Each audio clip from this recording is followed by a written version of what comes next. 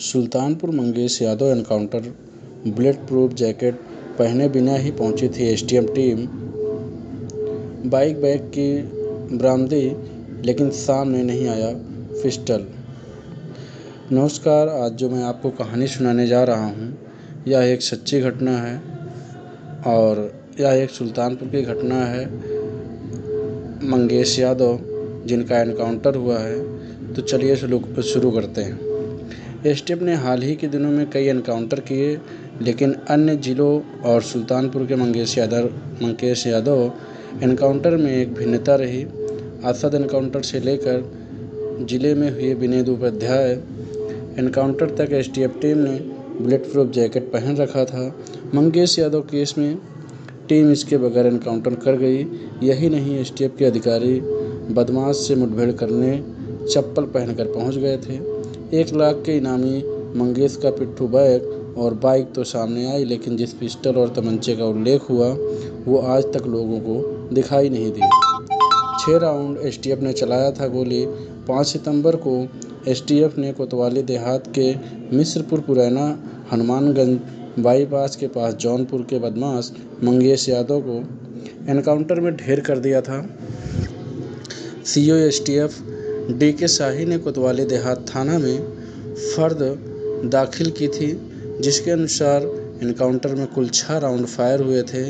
इसमें इंस्पेक्टर महावीर ने 2 राउंड, राघवेंद्र ने 2 राउंड, सिपाही ब्रजेश सिंह ने 1 राउंड, सिपाही अमर श्रीवास्तव ने 1 राउंड फायर किया था। बदमाशों की ओर से कितने फायर किए गए थे, इसका उल्लेख उसमें उपलब्ध नहीं है। कीचड़ में चप्पल पहनकर दौड़े एसटीएफ सीओ। एसटीएफ का दावा है कि मंगेश के साथ एक लुटेरा और था, जो अंधेरे का लाभ लेकर फरार हो गया।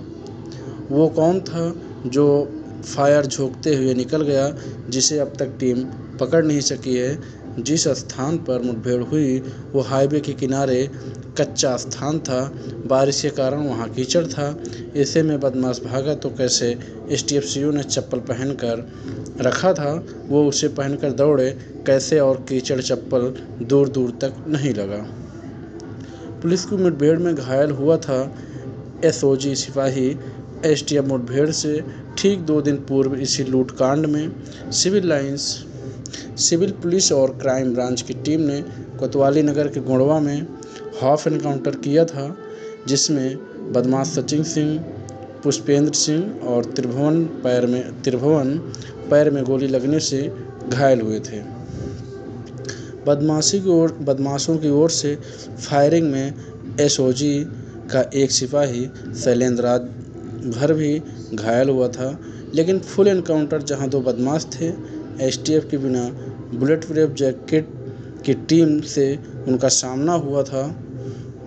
इतनी चतुराई से एसटीएफ ने मोर्चा लिया कि बदमाश ढेर हो गया और कोई एक सिपाही घायल नहीं हुआ।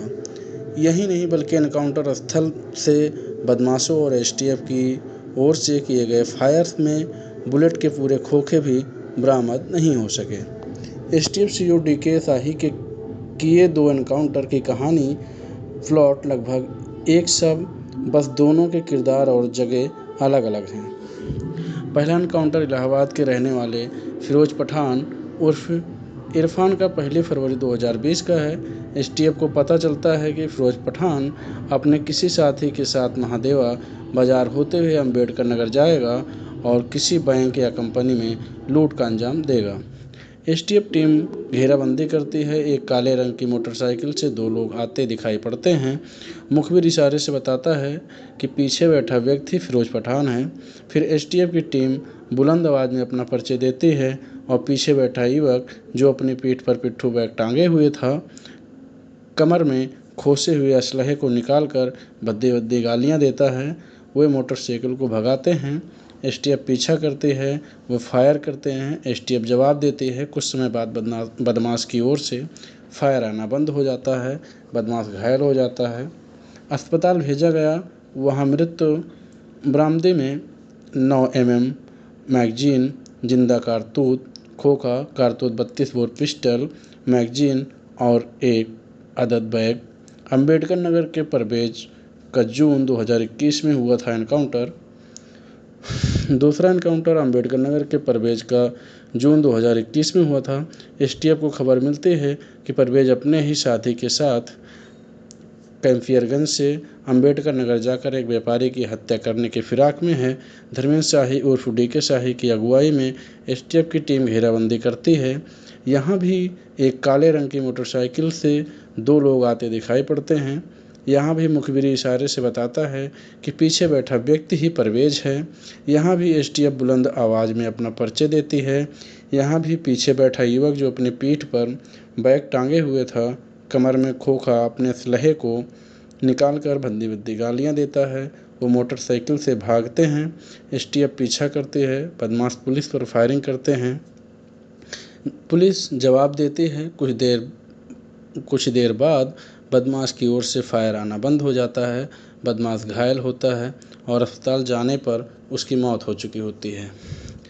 बरामदी में 9 mm मैगजीन, जिंदा कारतूस, खोखा, 32 बोर पिस्टल, मैगजीन, 1 अदद बैग और 315 बोर तमंचा। दोस्तों, इस कहानी का सुनाने का मकसद है किसी के दिल को ठेस पहुंचाना नहीं है, ना कि किसी को दिक्कत देनी है।